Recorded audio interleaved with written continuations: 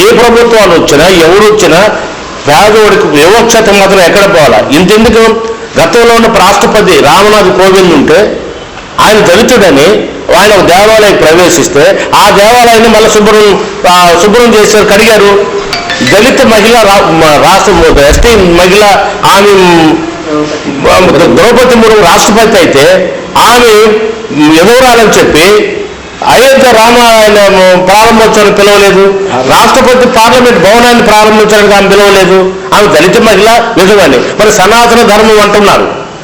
సనాతన ధర్మం అని ఈ రాష్ట్ర ఉప ముఖ్యమంత్రి, ఈ ప్రభుత్వాలు, కేంద్ర ప్రభుత్వాలు ప్రగల్భాలు పలుకుతున్నారు. సనాతన ధర్మంలో హిందూ శ్మశాన వాటికలనే చాలా చోట్ల అన్ని గ్రామాలు ఉన్నారు. ఆ హిందూ శ్మశాన వాటికల్లో దళితులకు ప్రవేశం లేదు.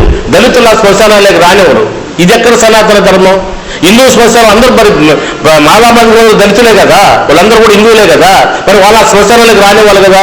మళ్ళీ వీళ్ళకు శ్మశాన ఇబ్బంది. అది ప్రధానంగా శ్మశానమే చాలా ఇబ్బందికరమైన పరిస్థితి. మరి అప్పుడే ఇబ్బంది ఉంటే పైకి చాలా చెప్తారు, మా దళిత సోదరులు మా వాళ్ళు చెప్పి పైన ఫోటోలు పెట్టి కవిలింతలు చేస్తారు. ఇంట్లోకి వస్తే కనీసం అనేక గ్రామాల్లో లీడర్ల ఇళ్లలో కుర్చీలు వేస్తారు, సమానంగా కూర్చోలేరు. ఆయనతో పాటు పొలిటికల్ పార్టీలో లీడర్ అయినా కూడా ఎక్కడ సమానంగా కూర్చోలేరు. ఆయన దళితులుగానే చూస్తున్నారు.